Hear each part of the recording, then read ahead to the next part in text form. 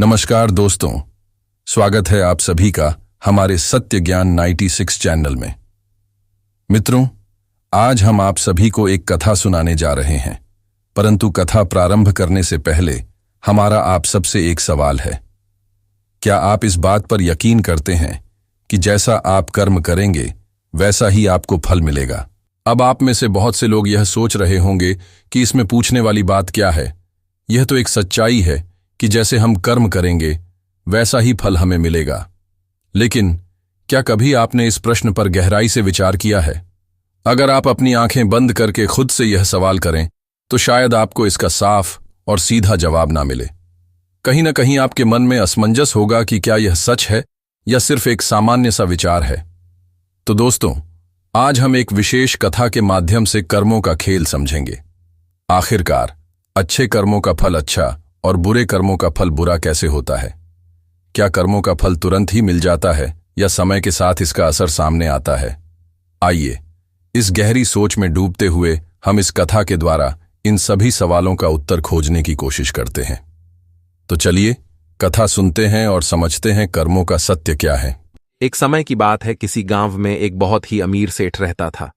एक दिन वह बैठा था कि अचानक से उसके मन में अपने बचपन के मित्र से मिलने की उत्सुकता हुई और सेठ अपने मित्र से मिलने के लिए घर से निकल पड़ता है। काफी लंबा सफर तय करने के बाद वह अपने बचपन के मित्र के घर पहुंच जाता है, जो बचपन से ही गूंगा और एक पैर से अपाहिज था। उस सेठ के गांव से उसके दोस्त का घर काफी दूर था। वहां जाने के लिए बीच बीच में कई सारे छोटे छोटे गांव पड़ते थे। सेठ रास्ते में अपनी धुन में चला जा रहा था। चलते चलते उसकी मुलाकात रास्ते में एक आदमी से होती है।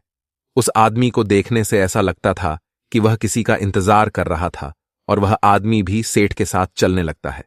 उस आदमी को देखकर सेठ मन ही मन बहुत प्रसन्न हो जाता है। सेठ ने सोचा, चलो अच्छा हुआ, साथ साथ चलने से उसका सफर आसानी से कट जाएगा। बात की शुरुआत करने के लिए सेठ ने उस आदमी से उसका नाम पूछा तो उसने अपना नाम धर्मराज बताया। सेठ को यह नाम सुनने में कुछ अजीब सा लगा, लेकिन उसने नाम के विषय में कुछ और पूछना उचित नहीं समझा। दोनों धीरे धीरे आपस में बातें करते हुए साथ में चल रहे थे। तभी रास्ते में एक गांव आता है। गांव का मुख्य द्वार आते ही धर्मराज ने सेठ से कहा, आप आगे चलिए, मुझे इस गांव में कुछ काम है, मैं आपसे आगे मिलता हूं। सेठ ने कहा, ठीक है, और अपने आगे के सफर पे चल देता है। कुछ समय बाद उस गांव में खबर फैली कि एक व्यक्ति को सांड ने अपनी सिंघों में फंसाकर मार दिया है। जैसे ही सांड ने उस व्यक्ति को मारा, ठीक कुछ ही देर बाद धर्मराज सेठ के पास आ गया और फिर से दोनों साथ चलना शुरू कर देते हैं और चलते चलते एक दूसरे गांव के मुख्य द्वार पर पहुंच जाते हैं। उस गांव के बाहर एक बहुत विशाल और प्राचीन मंदिर बना हुआ था। वहां पर विश्राम करने की सुविधा काफी बढ़िया लग रही थी। सेठ के दोस्त का घर अभी वहां से बहुत दूर था और रात भी होने वाली थी, तो सेठ ने धर्मराज से बोला, रात होने वाली है, सारा दिन चलते चलते हम दोनों थक भी चुके हैं और भूख भी लग रही है, तो यहां पर भोजन करके यहीं पर हम विश्राम कर लेते हैं, फिर सुबह के समय आराम से आगे का सफर जारी करेंगे। धर्मराज ने कहा, ठीक है। कुछ देर बाद धर्मराज सेठ से बोलते हैं, मुझे इस गांव में किसी को कुछ जरूरी सामान देने जाना है, तुम भोजन करके आराम करो, मैं बाद में आकर भोजन कर लूंगा। इतना कहकर धर्मराज वहां से चल देते हैं। लेकिन धर्मराज के जाने के कुछ समय बाद ही उस गांव से धुआं उठता हुआ दिखाई देता है और देखते ही देखते पूरे गांव में आग लग जाती है। सेठ ने हैरानी से सोचा कि धर्मराज जहां भी जाता है वहां कोई ना कोई अनहोनी जरूर हो जाती है, कुछ तो गड़बड़ है इस व्यक्ति में। लेकिन सेठ ने रात्रि में धर्मराज से कुछ भी पूछना उचित नहीं समझा और वे दोनों सो गए। सुबह होते ही दोनों फिर से अपनी यात्रा शुरू कर देते हैं। कुछ दूरी तय करने के बाद रास्ते में फिर से एक गांव आता है। धर्मराज ने फिर सेठ से कहा, आप आगे चलिए, मुझे इस गांव में अपने मित्र से मिलने जाना है, मैं अपने दोस्त से मिलने के बाद आगे रास्ते में मिलूंगा। यह कहकर धर्मराज वहां से चला गया। लेकिन सेठ इस बार आगे नहीं गया, वहीं खड़ा होकर देखता रहा वह कहां जा रहा है और क्या करता है। तभी थोड़ी देर बाद गांव से लोगों की आवाज सुनाई देने लगी कि एक व्यक्ति को सांप ने काट लिया है और उसकी मृत्यु हो गई है। थोड़ी देर बाद धर्मराज फिर से सेठ के पास पहुंच गया। लेकिन इस बार सेठ के सब्र का बांध टूट गया और आखिरकार उसने धर्मराज से पूछ ही लिया कि तुम जिस भी गांव में जाते हो वहां कोई ना कोई अनहोनी जरूर क्यों हो जाती है। क्या तुम मुझे बता सकते हो यह ऐसा क्यों हो रहा है? धर्मराज ने कहा, सेठ जी, आप तो मुझे बहुत समझदार व्यक्ति मालूम पड़े थे, इसीलिए मैं आपके साथ चलने लगा था, क्योंकि समझदार व्यक्ति का साथ बहुत अच्छा होता है, परंतु आप अभी तक समझ नहीं पाए कि मैं कौन हूं। सेठ ने कहा, मैं समझ गया हूं, लेकिन मुझे कुछ संदेह है। अगर आप ही अपना परिचय दे दें तो मेरे लिए आसानी होगी। तब धर्मराज ने जवाब दिया कि मैं यमदूत हूं और यमराज के आदेशानुसार उन लोगों के प्राण हरण करता हूं जिनकी उम्र पूरी हो चुकी है। हालांकि सेठ को पहले से ही इस बात की आशंका थी, फिर भी धर्मराज के मुंह से यह बातें सुनकर वह घबरा गया। लेकिन वह हिम्मत करके पूछता है कि अगर आप सच में यमदूत हो तो मुझे बताओ, अगली मृत्यु किसकी है? धर्मराज ने जवाब दिया, अगली मृत्यु तुम्हारे उसी मित्र की है जिससे तुम मिलने जा रहे हो, और उसकी मृत्यु का कारण भी तुम ही बनोगे। यह बात सुनकर सेठ घबरा गया और सोच में पड़ गया कि अगर सच में यह धर्मराज यमदूत हुआ तो उसकी बात भी सच होगी और उसके कारण मेरे बचपन के सबसे अच्छे मित्र की मृत्यु हो जाएगी। तो सबसे अच्छा तो यही होगा कि मैं अपने मित्र से मिलने ही ना जाऊं। कम से कम मैं उसकी मृत्यु का कारण तो नहीं बनूंगा। धर्मराज ने मुस्कुराते हुए कहा, तुम जो सोच रहे हो वह सब मुझे पता है, मगर तुम्हारे अपने मित्र से मिलने न जाने से नियति नहीं बदल जाएगी। तुम्हारे मित्र की मृत्यु तो निश्चित है और वह अगले कुछ ही पलों में घटित होने वाली है। यमदूत के मुंह से ऐसी बातें सुनकर सेठ को बहुत जोर का झटका जैसे लगा हो, क्योंकि यमदूत ने सेठ के मन की बातें पढ़ ली थीं, जो कि एक सामान्य व्यक्ति के लिए संभव नहीं है। अब तो सेठ को विश्वास हो गया कि यह धर्मराज सचमुच में यमदूत ही है। जब सेठ को यह पूर्ण विश्वास हो गया कि धर्मराज जी यमदूत हैं, तो वह घबरा गया और सेठ ने अपना मिलने का विचार त्याग दिया और अपने घर की तरफ वापस मुड़ गया। लेकिन जैसे ही सेठ वापस जाने के लिए मुड़ा, उसने देखा कि उसका मित्र तेजी से उसकी तरफ चला आ रहा है, जो कि सेठ को देखकर अत्यंत प्रसन्न दिखाई पड़ रहा था। अपने मित्र के आने की गति को देखकर सेठ को ऐसा लगा कि जैसे उसका मित्र काफी देर से उसका ही पीछा कर रहा है, लेकिन वह बचपन से ही गूंगा था और एक पैर से लंगड़ा भी था, इसीलिए ना तो वह सेठ को आवाज दे पाया था और ना ही उस तक पहुंच पा रहा था। लेकिन जैसे ही वह सेठ के पास पहुंचा, अचानक ही जमीन पर गिर जाता है और तुरंत ही उसकी मृत्यु हो गई। सेठ हक्का बक्का होकर धर्मराज की ओर देखने लगा, जैसे कि वह पूछना चाह रहा हो कि आखिर ऐसा क्यों हुआ। धर्मराज सेठ के मन में उठ रहे प्रश्नों को समझ गए और बोले, तुम्हारे मित्र ने तुम्हें पिछले गांव में ही तुम्हें देख लिया था और वे वहीं से ही तुम्हारा पीछा कर रहा था, लेकिन गूंगा और लंगड़ा होने की वजह से वह तुम तक नहीं पहुंच पाया।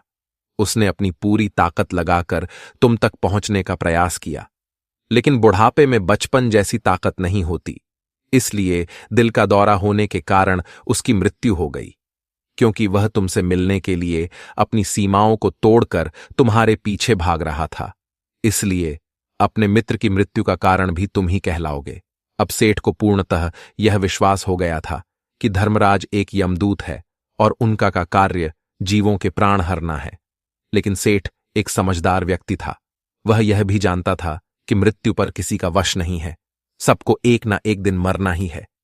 यही सोचकर उसने अपने आप को संभाल लिया, लेकिन अचानक ही सेठ के मन में अपनी मृत्यु के बारे में जानने की इच्छा हुई। इसलिए उसने धर्मराज से पूछा कि जब मृत्यु मेरे दोस्त की होनी थी तो तुम शुरू से ही मेरे साथ क्यों चल रहे थे? यह प्रश्न सुनकर धर्मराज जोर से हंसा और बोला, मैं तो हर पल हर क्षण सभी के साथ चलता हूं, किंतु लोग पहचान नहीं पाते, क्योंकि लोगों के पास अपनी समस्याओं के अलावा किसी और व्यक्ति, वस्तु या घटना के बारे में सोचने समझने या उसे देखने का समय ही नहीं होता। सेठ ने कहा, तो क्या तुम यह बता सकते हो कि मेरी मृत्यु कब, कहां और कैसे होगी? यमदूत ने हल्का सा मुस्कुराकर सेठ के प्रश्न का उत्तर दिया। कहा, हालांकि किसी भी सामान्य जीव के लिए अपनी मृत्यु के बारे में जानना ठीक नहीं है, क्योंकि कोई भी जीव हो अपनी मृत्यु के बारे में जानकर बहुत दुखी हो जाता है।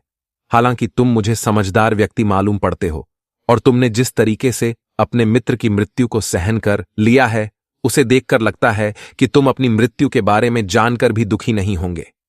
यमदूत ने कहा, तो सुनो, तुम्हारी मृत्यु आज से ठीक 7 महीने बाद आज ही के दिन किसी दूसरे राज्य में फांसी लगने से होगी। और सबसे हैरानी की बात तो यह होगी कि तुम स्वयं ही खुशी से उस फांसी को स्वीकार कर लोगे। यह कहकर धर्मराज वहां से यमलोक चले जाते हैं, क्योंकि अब यमदूत के पास सेठ के साथ चलते रहने का कोई कारण न था। इसके बाद सेठ ने अपने मित्र के शरीर का अंतिम संस्कार किया और यथाशक्ति उसके क्रियाकर्म करके अपने गांव वापस आ गया। लेकिन कोई व्यक्ति कितना भी समझदार क्यों ना हो, अपनी मृत्यु के बारे में जानकर दुखी तो होता ही है और मृत्यु से बचने का कोई न कोई उपाय भी खोजता है। तो सेठ ने भी वही किया। क्योंकि सेठ बहुत अमीर था, इसलिए उसकी पहचान उस राज्य के राजा तक थी। सेठ ने सोचा कि राजा के पास तो कई सारे ज्ञानी मंत्री हैं, वह मेरी मृत्यु से संबंधित समस्या का कोई ना कोई समाधान निकाल ही लेंगे। सेठ यही सब सोचता हुआ राज दरबार में पहुंच जाता है और राजा से सारी घटना के बारे में बताता है। राजा ने अपने मंत्रियों को सारी समस्या बताई और उनसे सलाह मांगी। अंत में सभी ने विचार विमर्श करके कहा, अगर सेठ की बात सही है तो उसकी मृत्यु भी 7 महीने बाद ही होगी, लेकिन मृत्यु तो तब होगी जब वह किसी दूसरे राज्य में जाएगा। यदि वह किसी दूसरे राज्य में जाए ही ना तो मृत्यु ही नहीं होगी। मंत्रियों की यह सलाह राजा को भी सही लगी। इसके बाद सेठ के रहने की सारी व्यवस्था महल में ही कर दी गई और राजा के आदेश के बिना उस सेठ से किसी को भी नहीं मिलने दिया जाता था। लेकिन सेठ राजा के आदेश के बिना कहीं भी आ जा सकता था, ताकि सेठ को यह ना लगे कि राजा ने उसे कैद करके रखा है। परंतु सेठ डर के मारे स्वयं ही कहीं आता जाता नहीं था। धीरे धीरे महीने गुजरते गए और सेठ की मृत्यु का समय नजदीक आने लगा और अंततः वह भी दिन आ गया जिस दिन सेठ की मृत्यु होनी थी। तो जिस दिन सेठ की मृत्यु होनी थी उसकी एक रात पहले सेठ डर के मारे जल्दी ही सो गया, ताकि जल्दी से वह रात बीत जाए और अगला दिन आ जाए, ताकि उसकी मृत्यु टल सके। यही सोचकर वह जल्दी सो जाता है।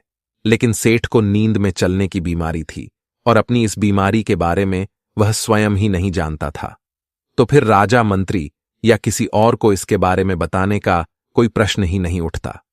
सेठ अपनी मृत्यु को लेकर बहुत चिंतित था। वह पिछले कई दिनों से ठीक से सो भी नहीं पा रहा था और नींद में चलने की बीमारी भी तभी होती है जब व्यक्ति ठीक से सो नहीं पा रहा हो। तो उस रात भी सेठ को नींद में चलने का दौरा पड़ा। वह उठा और महल से निकलकर अस्तबल में गया, क्योंकि सेठ राजा का खास मेहमान था। इसलिए किसी भी पहरेदार ने उसे नहीं रोका और ना ही किसी तरह की कोई पूछताछ की। अस्तबल में पहुंचकर वह सबसे तेज चलने वाले घोड़े की पीठ पर सवार होकर नींद में ही अपने राज्य की सीमा से बाहर दूसरे पड़ोसी राज्य में चला गया। इतना ही नहीं, वह दूसरे राज्य के राजा के महल में पहुंच गया। उस महल के पहरेदार ने भी उसे नहीं रोका और ना ही कोई पूछताछ की। सभी लोग रात्रि का अंतिम पहर होने के कारण गहरी नींद में थे। वह सेठ सीधे राजा के सैन्य कक्ष में पहुंचा। जहां राजा और रानी सो रहे थे, वह वहीं जाकर सो गया। सुबह हुई तो राजा ने सेठ को रानी के बगल में सोया हुआ देखा तो राजा बहुत क्रोधित हो गया। राजा ने सेठ को कैद करने का आदेश दे दिया। सेठ गिरफ्तार हो गया, लेकिन सेठ तो बहुत हक्का बक्का था। उसे तो कुछ समझ नहीं आ रहा था कि आखिर वह दूसरे राज्य में और राजा के सैन्य कक्ष में कैसे पहुंचा। लेकिन वहां उसकी यह सब सुनने वाला कोई नहीं था। अगली सुबह राजा ने सेठ को दरबार में पेश करने का आदेश दिया। कुछ देर बाद सेठ को दरबार में लाया गया। सेठ को आंखों के सामने देखते ही राजा गुस्से से लाल हो गया कि उसे फांसी पर चढ़ा देने का हुक्म सुना दिया। फांसी की सजा सुनकर सेठ कांप गया, लेकिन फिर भी थोड़ी सी हिम्मत जुटाकर राजा से बोला, महाराज, मैं नहीं जानता कि मैं राजमहल तक कैसे पहुंचा। मैं यह भी नहीं जानता हूं कि आपके सैन्य कक्ष तक मैं कैसे आया और आपके महल के किसी पहरेदार या सैनिक ने मुझे रोका क्यों नहीं। लेकिन मैं इतना जरूर जानता हूं कि आज मेरी मृत्यु होनी थी और वह होने भी जा रही है। राजा को यह बात थोड़ी अजीब लगी। उसने पंडित से पूछा, तुम्हें कैसे पता कि आज तुम्हारी मृत्यु होनी है? राजा के इस प्रश्न के जवाब में पंडित ने पिछले 7 महीने का सारा वृतांत राजा को सुना दिया और बोला, महाराज, मेरा क्या? किसी भी सामान्य व्यक्ति में इतना साहस नहीं कि वह राजा के सैन्य कक्ष में राजा की उपस्थिति में रानी के साथ सो जाए। राजा को सेठ की बात में थोड़ा तर्क दिखाई पड़ा, परंतु उसने सोचा कि यह मृत्यु से बचने के लिए धर्मराज और उसके द्वारा अपनी मृत्यु की भविष्यवाणी की कहानी बना रहा है। इसलिए राजा ने सेठ से कहा, यदि तुम्हारी बात सत्य है और आज यह तुम्हारी मृत्यु का दिन है, जैसा कि यमदूत ने तुमसे कहा था, तो आज तुम्हारी मृत्यु का कारण मैं नहीं बनूंगा। लेकिन यदि तुम्हारी बात झूठी निकली तो निश्चित ही आज तुम्हारी मृत्यु का दिन होगा, क्योंकि जिस राज्य से सेठ आया था उस राज्य का राजा इस राजा का मित्र था। इसलिए इस राजा ने तुरंत अपने 2 सैनिकों को पड़ोसी राजा के पास भेजकर सेठ की बात की, सत्यता का प्रमाण मांगने के लिए भेज दिया। सैनिक शाम तक पड़ोसी राज्य से लौटे और उन्होंने राजा को बताया कि महाराज सेठ जो कुछ भी कह रहा है वह सब सत्य है। पड़ोसी राज्य के राजा ने पिछले 7 महीने से सेठ के रहने की सारी व्यवस्था अपने ही महल में कर रखी थी। सेठ राजा का खास मेहमान था। कल शाम राजा आखिरी बार सेठ से उसके कक्ष में मिले थे और उसके बाद यह इस राज्य में कैसे पहुंच गया, इसकी जानकारी किसी को भी नहीं है। इसीलिए उस राज्य के राजा के अनुसार सेठ को फांसी की सजा देना ठीक नहीं है। लेकिन राजा के सामने एक नई समस्या थी, क्योंकि उसने बिना पूरी बात जाने ही सेठ को फांसी की सजा सुना दी थी। इसलिए अगर सेठ को फांसी नहीं दी जाती तो राजा के वचन का अपमान हो जाएगा, लेकिन अगर राजा की बात का मान रखा जाए तो बेवजह ही एक निर्दोष व्यक्ति की मौत हो जाएगी। राजा ने अपने सभी मंत्रियों से इस बारे में सुझाव मांगा तो मंत्रियों ने राजा को सुझाव दिया कि महाराज सेठ को एक कच्चे धागे से फांसी लगवा दी जाए। इससे आपके आदेश का भी पालन हो जाएगा और कच्चे धागे से सेठ को फांसी भी नहीं लगेगी और उसके प्राण भी बच जाएंगे। राजा को मंत्रियों का यह सुझाव पसंद आया और उसने ऐसा ही करने का आदेश दे दिया। सेठ के लिए कच्चे धागे से फांसी का फंदा बनाया गया और सेठ को फांसी पर चढ़ाने की तैयारी शुरू कर दी गई। सभी लोग बहुत खुश थे कि न तो सेठ की मृत्यु होगी और न ही राजा का वचन खाली जाएगा। सेठ को भी पूर्ण विश्वास था कि इस धागे से तो उसकी मृत्यु हो ही नहीं सकती। सेठ उस पर चढ़ने के लिए तैयार हो गया, जैसा कि धर्मराज ने भविष्यवाणी की थी कि तुम खुद ही अपनी फांसी को स्वीकार करोगे। लेकिन जैसे ही सेठ को फांसी दी गई, धागा तो टूट गया, लेकिन टूटने से पहले उसने अपना काम कर दिया था।